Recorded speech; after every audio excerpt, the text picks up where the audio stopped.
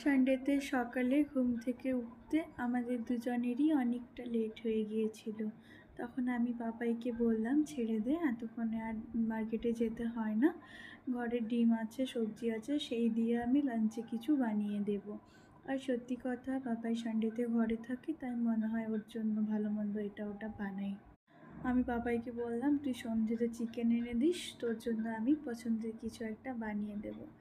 দেন ও সন্ধ্যেতে আমাকে চিকেন এনে দিয়েছিল। তো আমি এখানে চিকেনটা ভালোভাবে নর্মাল জলে ধোয়ার পর তারপর আরেকবার গরম জলে ধুয়ে নিয়েছিলাম। গরম জলে ধুয়ে নিলে চিকেনের মধ্যে যে একটা স্মেল ওঠে সেটা ওঠে না। দেন আমি ম্যারিনেট করে নিয়েছিলাম টক দই, লেবু, গোলমরিচের গুঁড়ো আর পেঁয়াজ, রসুন, কাঁচা লঙ্কার পেস্ট দিয়ে ম্যারিনেট করে আমি 1-1.5 ঘন্টা মতো রেখে দিয়েছিলাম। তারপর আমি কড়াইয়ে রিফাইন তেল আর একটু বাটার দিয়ে গোটা গরম মশলা দিয়ে তারপর আমি কুচনো পেঁয়াজগুলো লাল লাল করে ভেজে নিয়েছিলাম।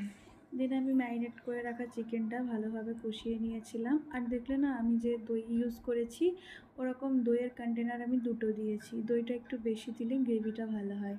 দেন আমি ভালো মতো অনেকক্ষণ ধরে কষিয়ে নিয়েছিলাম। তারপর কষানোর মিডিলে আমি একবার গরম মশলার গুঁড়ো আর আগে থেকে কেটে রাখা লেমনের স্লাইসগুলো দিয়ে দিয়েছিলাম।